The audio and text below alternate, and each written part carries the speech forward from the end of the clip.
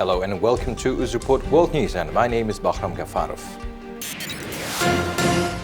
The presidents of Uzbekistan and Kyrgyzstan on Friday adopted a joint statement.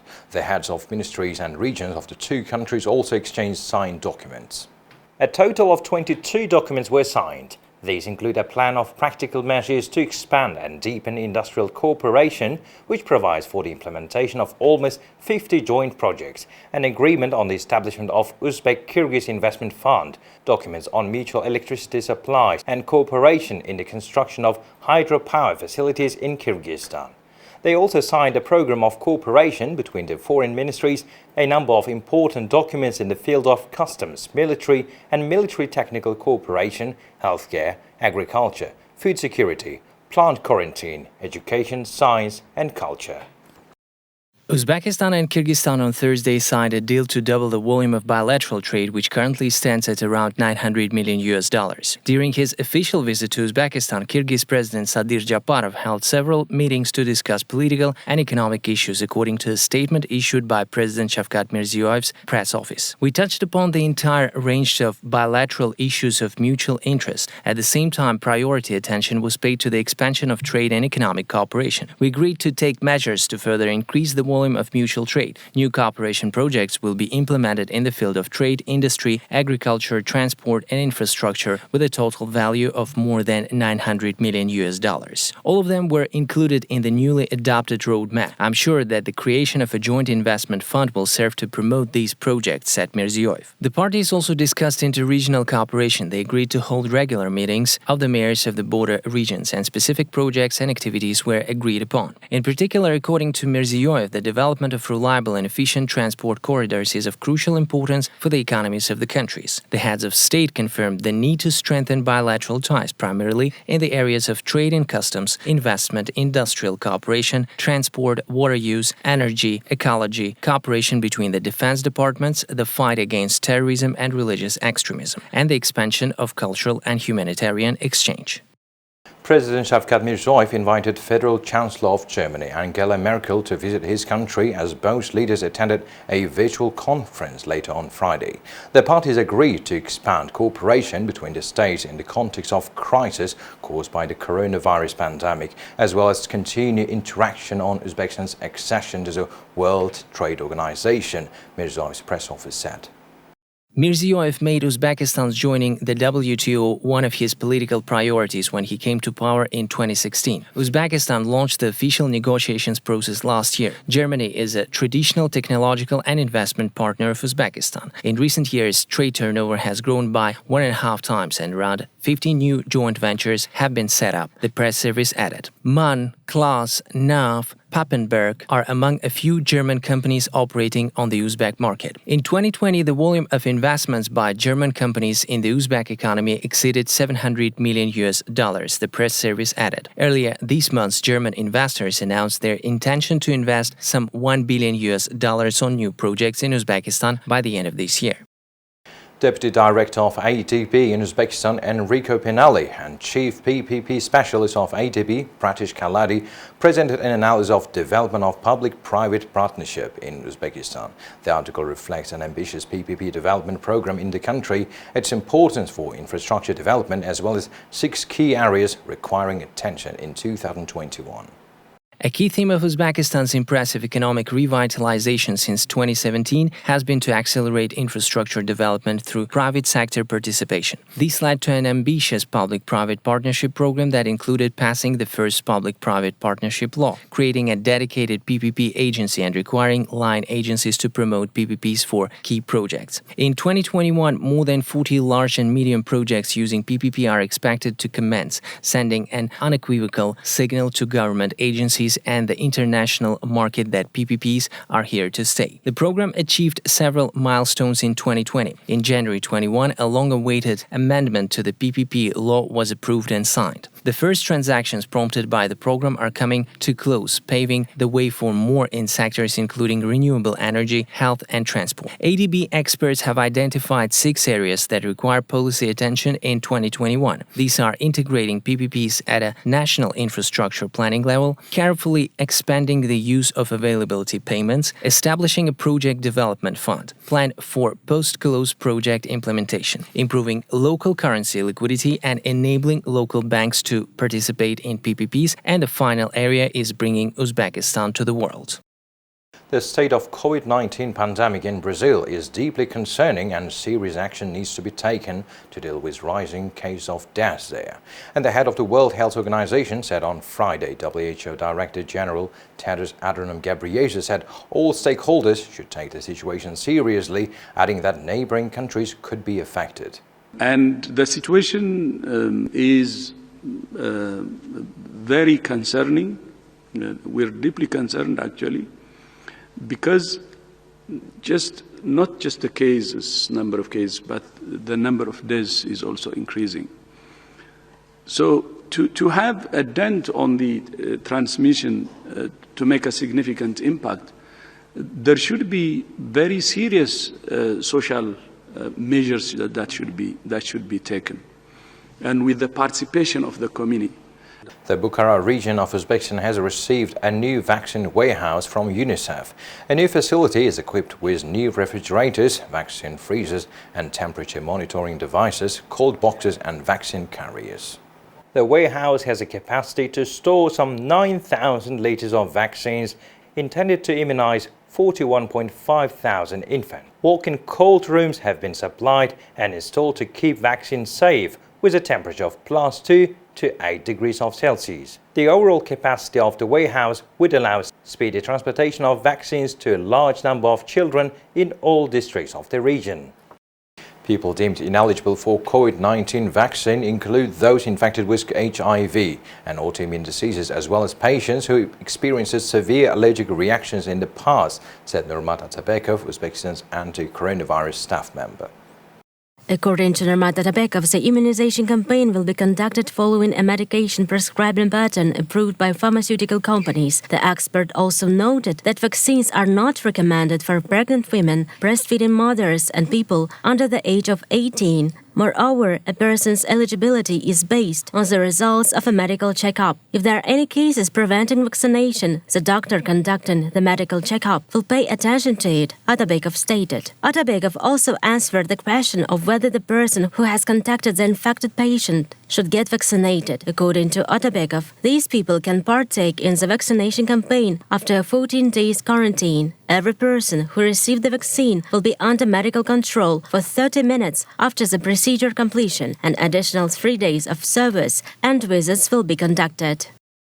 The Food and Agriculture Organization of the United Nations is to channel $195,000 to help restore and develop the potato sector in Uzbekistan, said Shirzad Umarov, deputy representative of the FAO in Uzbekistan. The main goal of the project is to increase the production potential of potato industry.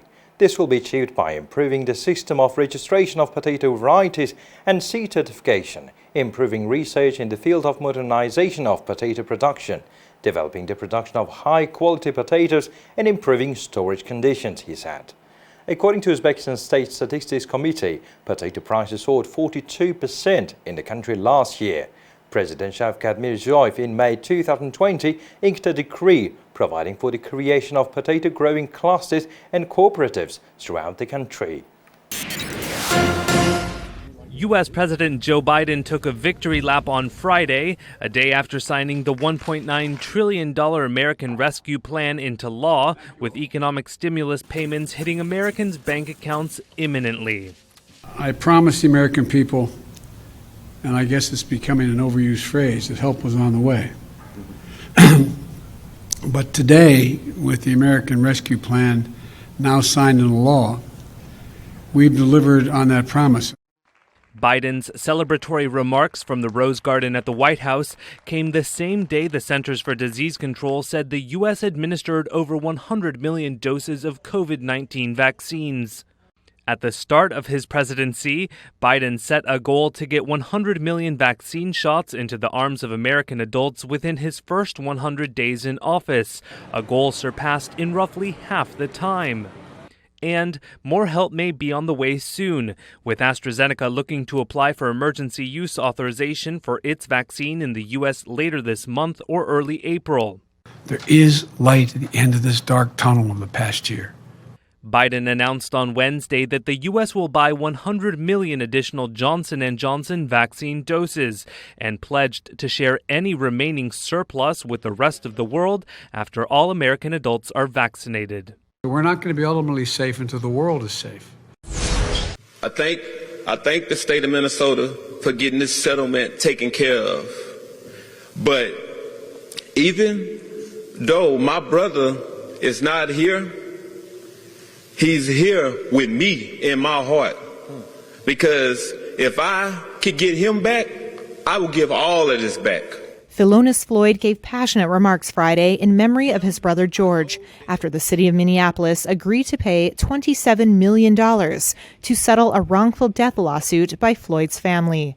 The death of George Floyd, a 46-year-old black man whose dying pleas for help as a white police officer knelt on his neck were captured on a widely viewed video, sparked one of the largest protest movements ever seen in the United States. Floyd family attorney Benjamin Crump said the settlement is historic for the impact on social justice, policy reforms, and police reforms. In this historic agreement, the largest pre-trial settlement in a police civil rights wrongful death case in U.S. history, makes a statement that George Floyd's life matters. And by extension, Black Lives Matter. The settlement includes a $500,000 contribution from Floyd's family to the community at the Minneapolis intersection where Floyd died, which has been barricaded against police access by residents. Crump said the money would help uplift black businesses there. This is our vision, which have suffered a toll in the past 10 months. Friday's settlement coincides with the trial of the officer charged in Floyd's death. Derek Chauvin, who was fired by the police force after last year's incident, has pleaded not guilty to charges of murder and manslaughter. Italy will be placed under another nationwide lockdown, this time over the Easter weekend and for the second year running, the government said on Friday. The country is currently battling a fresh surge in coronavirus cases. Here's Italian Prime Minister Mario Draghi. Qualche giorno fa ho ringraziato gli italiani. A few days ago, I thanked the Italians for their infinite patience. I am aware that today's measures will have consequences for the education of children, for the economy, and also for the psychological state of all of us. Sullo stato psicologico di noi tutti.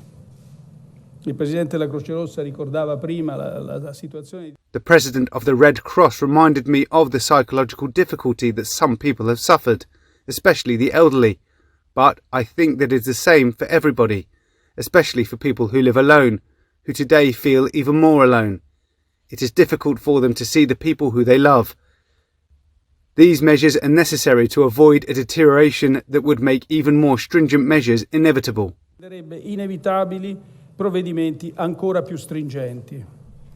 Non-essential shops will be closed across the country from the 3rd to the 5th of April. On those days, Italians will only be allowed to leave their homes for work, health, or emergency reasons. A number of regions, though, including wealthy Lombardy, looks set to be placed under full lockdown from as early as Monday, due to a recent jump in infections and hospitalizations. Italy saw infections rise by 10% this week compared with the week before, with officials warning of new highly contagious variants gaining ground. The United States joined 30 other Western and mostly European countries that have signed a joint statement calling on Egypt to end the prosecution of activists, journalists and perceived political opponents and release them unconditionally. Egypt's foreign ministry expressed, quote, great surprise and disapproval in reaction to the statement, which it said contained inaccurate information without proof.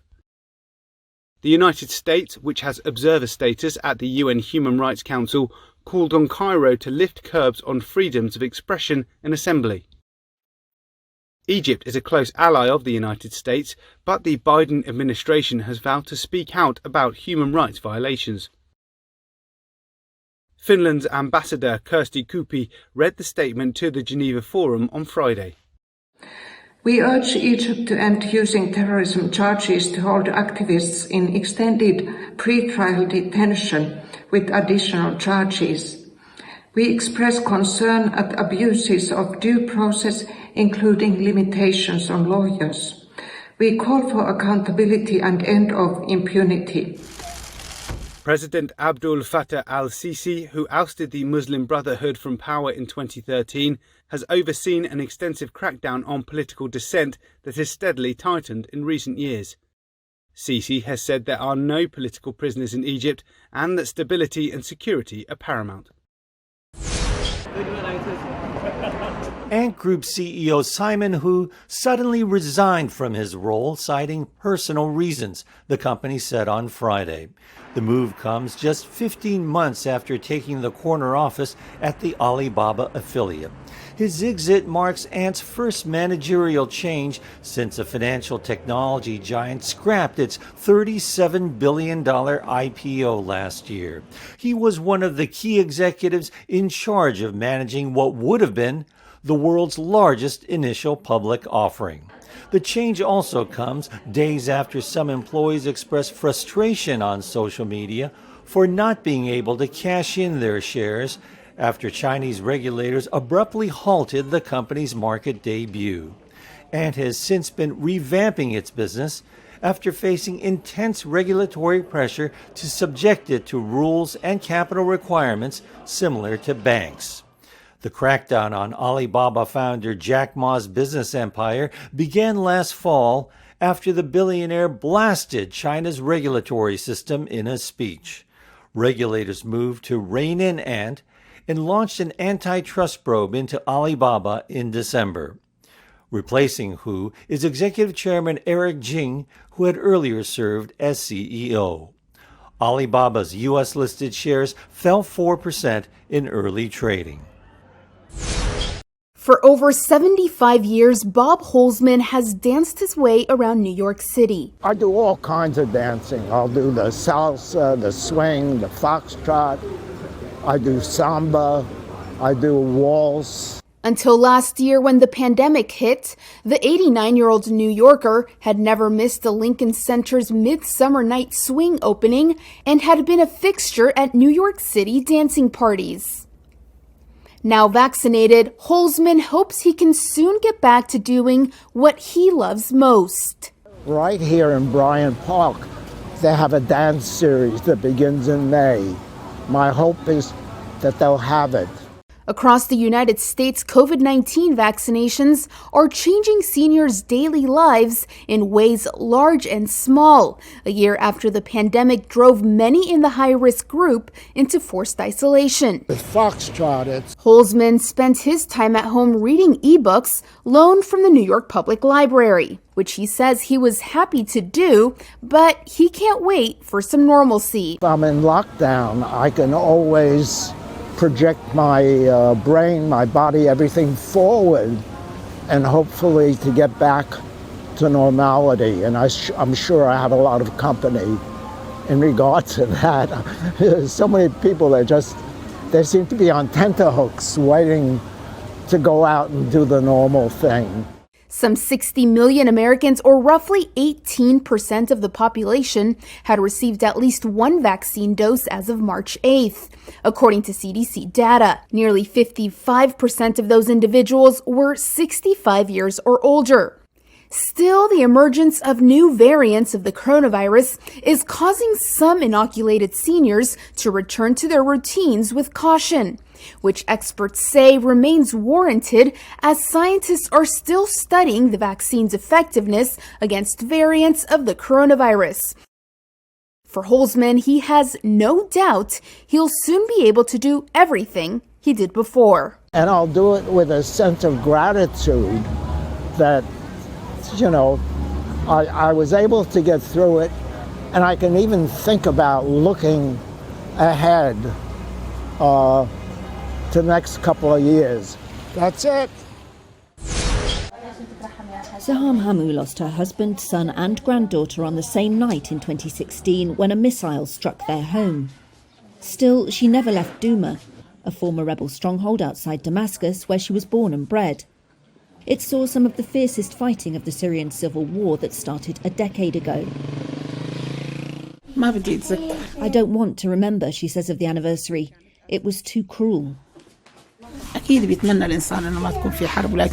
wish the war hadn't happened and we lived in peace.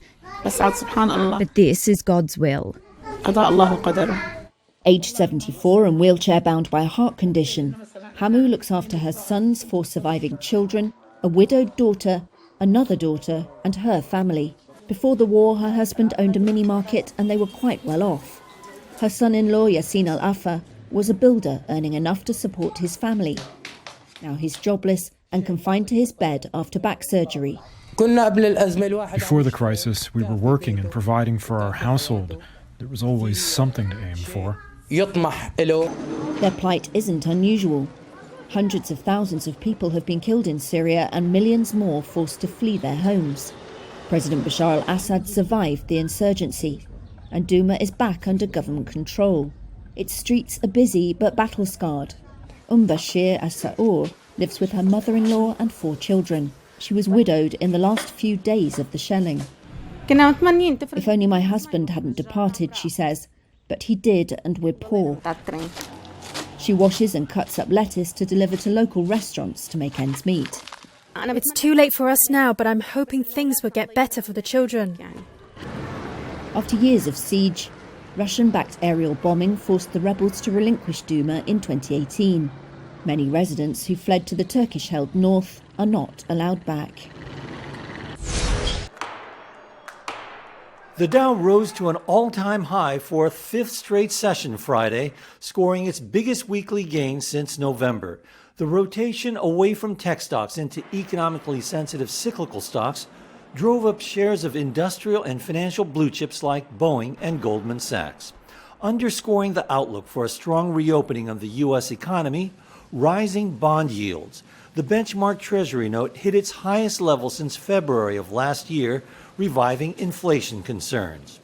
That hurt high-growth tech stocks, denting the Nasdaq, which closed down 0.6%. The Dow rose 0.9%, and the S&P 500 inched 0.1% higher. For the week, the 3 indexes made solid gains. Tanaka Growth Fund manager Graham Tanaka says he's bullish about the outlook for equities. We're encouraged because, of course, NASDAQ has had its 10% correction. That's, quote unquote, the normal correction in a bull market. And why is this bull market not over? We believe it's not over because it's very early in the economic recovery. Among the NASDAQ's big decliners, Ulta Beauty. Shares fell nearly 9%. The cosmetic retailer's annual revenue outlook disappointed investors. Extended stay-at-home policies hurt demand for its makeup products. Novavax shares rose 8%. The company said a late-stage trial showed its COVID-19 vaccine was 96% effective in preventing cases caused by the original version of the coronavirus.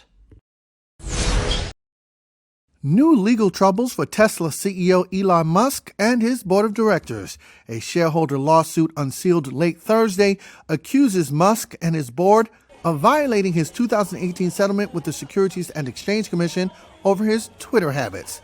The legal complaint cites Musk's, quote, erratic tweets, including a post last May that Tesla's stock price was, quote, too high, and that the failure of Tesla's board to monitor his tweets as required by the SEC settlement have exposed shareholders to billions of dollars of losses.